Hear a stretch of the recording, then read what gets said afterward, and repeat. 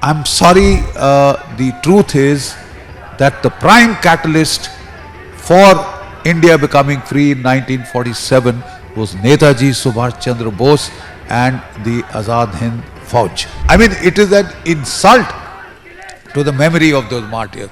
They haven't gotten their due 75 years after independence. Netaji had constructed a war memorial at Singapore for the INA in the closing stages of the Second World War. A massive exhibition of Netaji Subhash Chandra Bose is at display at Red Fort. Right now I'm joined by Major General GD Bakshi. So, how would you like to describe and elaborate on the legacy of Netaji Subhash Chandra Bose? Thank you. You know, on 23rd of January this year, we had the celebration of the 127th birth anniversary of Netaji Subhash Chandra Bose. And we were so glad to see that the Prime Minister himself presided over this function at the Red Fort. There has been a massive, exhibition and display with holograms, high-tech gizmos, etc., which is being curated by the Ministry of Culture. I think it is an amazing exhibition, and there are the archives which have been displayed there, the books on Netaji, statues, paintings by the children, high-tech gizmos to explain his life and times, etc., which are there. I think we must go and see that just to pay our personal tribute to Netaji. And then, of course, they have had a wonderful, enactment, a dramatic presentation on his life and times of Netaji in the Diwan-e-Aam, on the backdrop with projection mapping, excellent projection mapping, where they gave the story of his life and times, which the Prime Minister himself saw, and then the Prime Minister paid tributes to Netaji. It was... Could you please highlight on the contribution made during the freedom struggle by the INA also? Excellent. I'm very glad you've asked me this question. The simple fact of the matter is that there is a false, contrived narrative which was circulated in this country by the previous regime that "De di hame azadi bina khadak bina dhal," that we got our independence solely and only because of the non-violent, peaceful struggle of Mahatma Gandhi. I'm sorry, the truth is that the prime catalyst for India becoming free in 1947 was Netaji Subhash Chandra Bose and the Azad Hind Fauj, the Indian National Army, which had a strength of 60,000, out of whom 26,000 laid down their lives fighting for this country. This is 44% of the total force. Unprecedented in the annals of warfare that there is such a large scale of sacrifice, such a large scale of colossal scale of sacrifice. But let me be even more specific rather than emotive. I am a PhD in the military history, and we had Dr. Kalyan Dey, who had gone to study the transfer of power archives in London. These are the declassified papers of the Viceroy, of the Commander-in-Chief British India, the Secretary of State Pethick Lawrence. We went through all their papers, and if you want to find out, if you want to go by the facts, I'm afraid the primary source is these transfer of power archives. But in Bipin Chandra's, the Indian Freedom Movement, the book, 600 and plus pages tome, there is no mention of these transfer of power archives because they had not been declassified by then. So we have been given a contrived narrative based upon our fanciful, subjective notions. Please go by the hard facts, and let me give you a few of the hard facts. INA may have lost the battles of Imphal and Kohima. They won the war for the independence of India. How? Because after the war, the British put on trial 9 INA officers, the first 3 of them being Major General Shah Nawaz Khan of the INA, Colonel Prem Sehgal and Colonel Dhillon. And they put them on trial because they wanted to humiliate the INA and Indians. to show us our place as slaves, But there was an explosion when these people were put on trial, and the story of the INA became public. People in India rose in red hot revolts. There were riots in Calcutta, there were riots in Delhi, Mumbai, Karachi, Lahore, and they wouldn't stop even when the police opened fire, And then the problem in India then was that there were 2.5 million, 25 lakh Indian soldiers who were combat hardened, who had fought against the Germans, the Japanese, the Italians, beaten them all. And there were only 40,000 Gora troops in India. So there was panic because they were anticipating that there would be a revolt. There would be a revolt from the British Indian Army. The complete loyalty to the Raj had been destroyed by Netaji and the INA, by the example of the Netaji and the INA. So you also mentioned about the obfuscation and the distorted facts. As a military historian, how would you like to correct the distorted facts in context to the INA and Subhash Chandra Bose?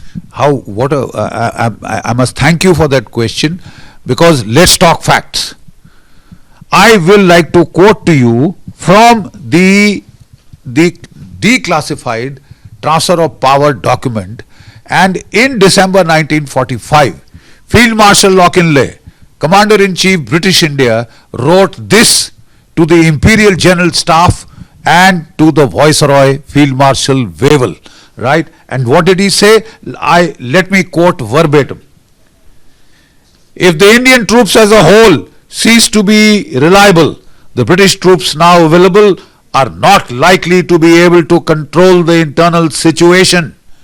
To regain control of the situation and to restore essential communications within the country, nothing short of an organized campaign for the reconquest of India is likely to suffice.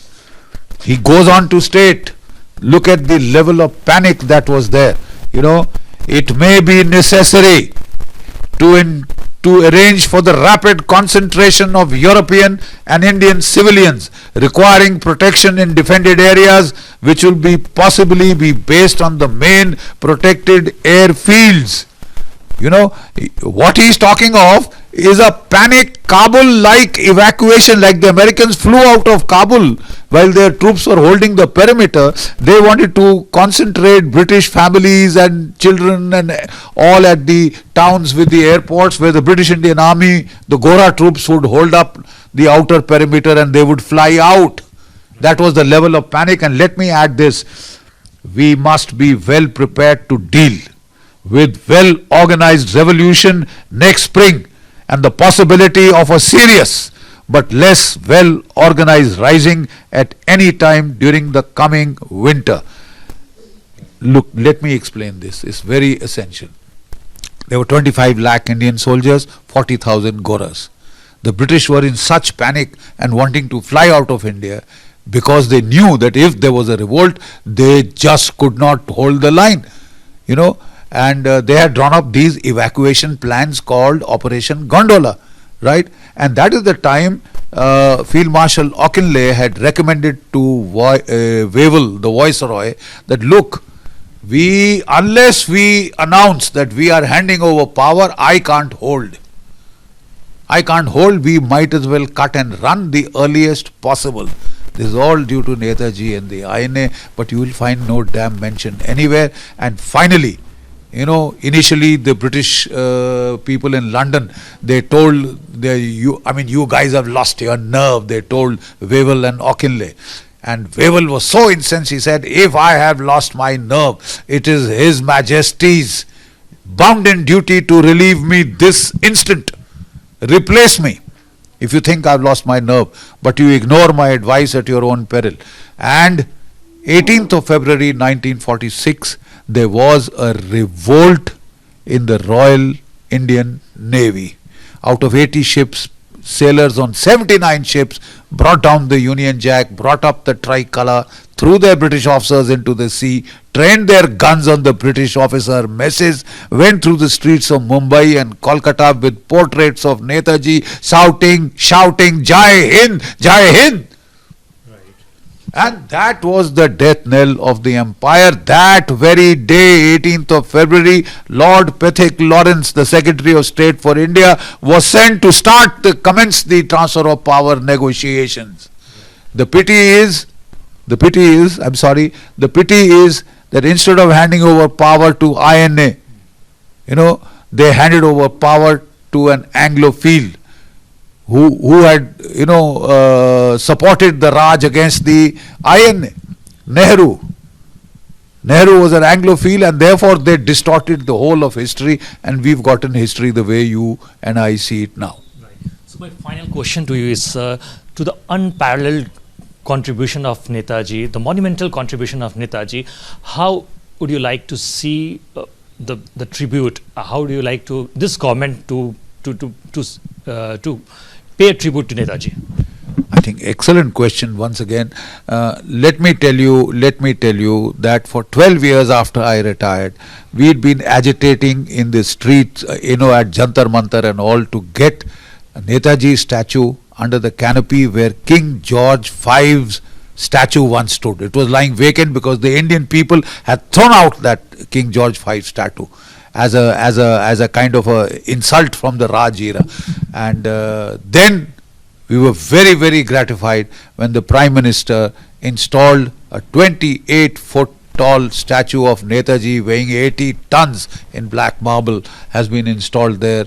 Very rightfully, it has mainstreamed Netaji and the INA and brought him center stage to correct the distorted historical narrative. Now, it is my earnest appeal to the Prime Minister of this country and the Government of India that let us complete this historical process. Under India Gate, there used to be the Amar Jawan Jyoti. 50 years, from 1972 onwards, the tribute to the armed forces used to be paid there. And then there was a clamor and an outcry that we must have a national war memorial. And the present government did it. So that flame was respectfully shifted from there and brought to the National War Memorial. Under the India Gate, the place is lying vacant. It is my earnest appeal to the Prime Minister, let him kindly complete the historical process that he started by installation of Netaji's statue, by building a war memorial for the 26,000 martyrs of the INA. Please don't forget that the INA had a strength of 60,000, out of which 26,000 laid down their lives. Do you call such a struggle non-violent? I mean, it is an insult to the memory of those martyrs. They haven't gotten their due 75 years after independence. Let me also remind you, I think it is pertinent to mention that Netaji had constructed a war memorial at Singapore for the INA in the closing stages of the Second World War. When the war was over, in the end of August 1945, Mountbatten and Nehru had visited Singapore. And the people of Indian origin in Singapore had requested Nehruji to go and lay a wreath at the war memorial of the INA. He said, yes, I'll come. He got a phone call from Mountbatten saying, Jawahar, you will not go. And that was it. And not only that, Mountbatten sent the army engineers to wire up that monument, that war memorial to the INA, and blow it to smithereens. We've got photographic evidence, man. Blew it up to smithereens. I mean, this is inhuman. It's never done.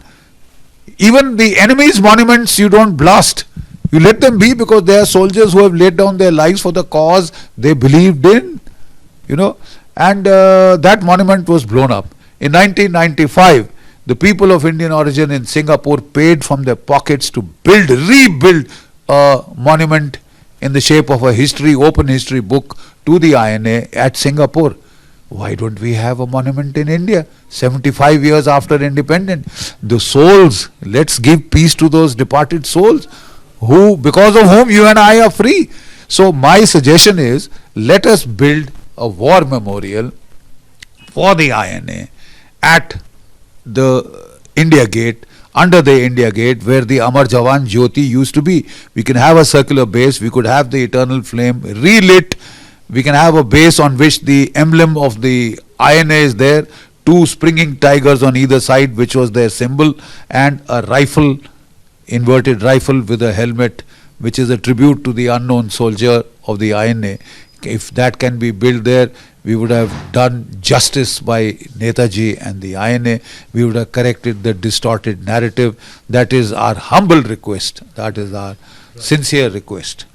So this was Mr. Major General GD Bakshi was speaking exclusively to Republic TV on the contribution made by Netaji Subhash Chandra Bose and his legacy and his illustrious career over the years, how basically he traversed the world and how basically he tried to create a strong narrative to free India from his freedom struggle. With video journalist Manish Akil for Republic Media Network.